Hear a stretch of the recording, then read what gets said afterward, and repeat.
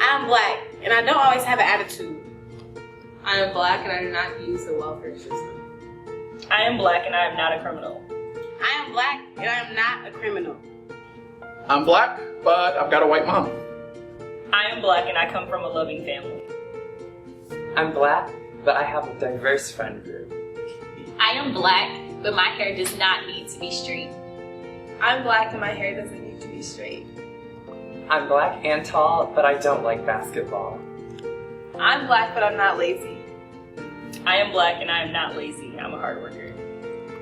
I'm black and I can't dance or sing. I'm black, but I don't need a clap to argue. I am black and my favorite food is not fried chicken. I'm black, but I love classical music. I'm black, but I'm just starting to get into rap and hip hop. I am black and I am well educated. I'm black, and I'm going into English language and literature. I'm black, but I'm also a STEM major. And I'm going to be a doctor. I'm black, but I love being in my own skin. I'm black and I love being in my own skin. I'm black, but I love being in my own skin. I'm black and I love being in my own skin. I'm black and I love being in my skin. I am black and I love being in my own skin.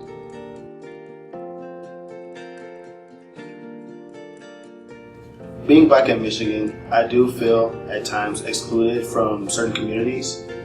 For example, I am the only minority in my hall, but at the same time, I do try and embrace it, and I do like to see other people of color here on campus.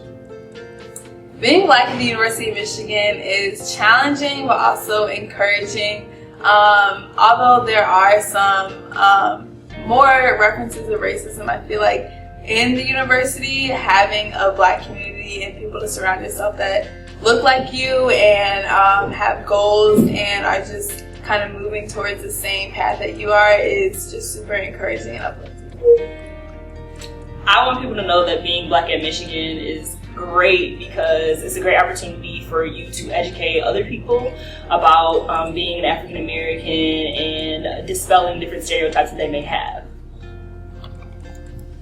One thing I want other people to know about being black at Michigan is that it's not one experience. There's, the black community here isn't the largest, but it's still really diverse. So even though we might have a set of things that we're all upset about because other things happen to us because we're black outside of our control, it doesn't mean we all experience our blackness the same way.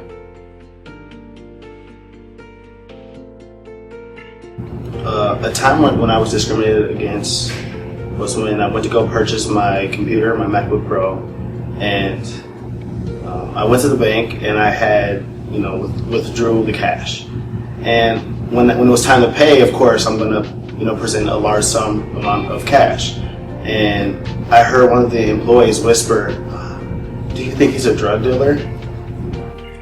So one time I felt like I was discriminated against. It's actually pretty recent. I got my first speeding ticket. And I'm not saying I got pulled over because I was black. I was actually speeding. But the way I think I got discriminated against is the officer was taking a while to bring me the ticket. And when he came to the door, he seemed perplexed that I didn't have a record that he could find. And so that just caught me off guard. It's like, why was that a question you felt the need to ask?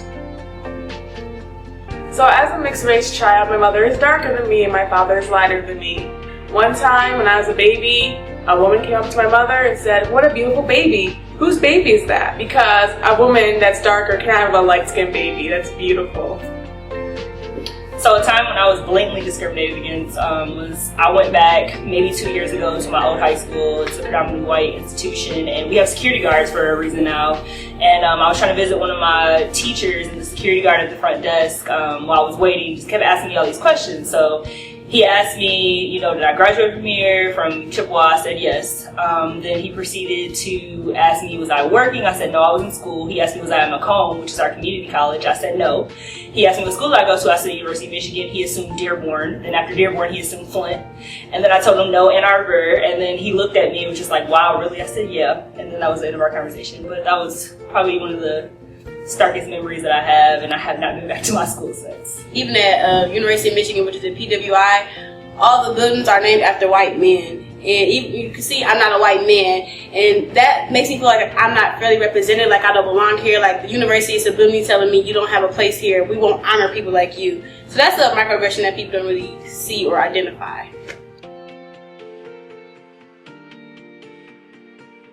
More recently, not as much, but coming into college, definitely that was something, like I really didn't even mess with the black community here because I didn't want to deal with that, of having to prove that I was black enough to be in. But over time, I've really got a much more diverse idea of what that means. A lot of times, black people say that I'm not black because of the way I talk and like act and dress, and I feel like that's kind of like discriminatory because I am black. It's my skin.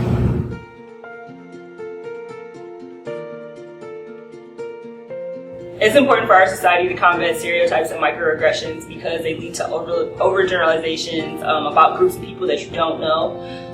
They can lead you to assume certain things that may be negative about somebody before you even meet them, and that's a big reason why they need to combat. So my personal opinion on combating stereotypes is that I think we need to be careful not to fall into them. They're logical fallacies. But I don't think they're necessarily something that needs to be broken. Like there's this idea that if you fit a stereotype, it's a bad thing. And that's definitely not the case. If I'm black and wear baggy clothes, you think that means something, not me. I'm just comfortable. So I don't think we have to break stereotypes. I just think we have to stop attributing more to them than what they actually mean. One way I think you could definitely avoid stereotypes is just not to think about it, especially if you're holding target identities. Me, myself, Laria West, I am a loud black woman, but also being a black woman, it's a stereotype to be that black women are loud. And if I'm always thinking about, oh, I don't want to be too loud because that's a stereotype, I'm not truly being who I am. Now I'm confining myself. I'm not happy anymore. A way to fight microaggressions, I always just address it on the spot because microaggressions, they're microaggressions. Like they're not blatant, open racist or discriminative things. They're things that somebody says, oh, your hair looks different today. I think that's a microaggression because black hair is very versatile and I can wear my hair however I want to. So if I want to have long wavy hair one day and short afro one day, I should be able to do that without people asking me to touch my hair or your hair look different, did you cut your hair? Also, when you look at microaggressions, you have to think about intent versus impact.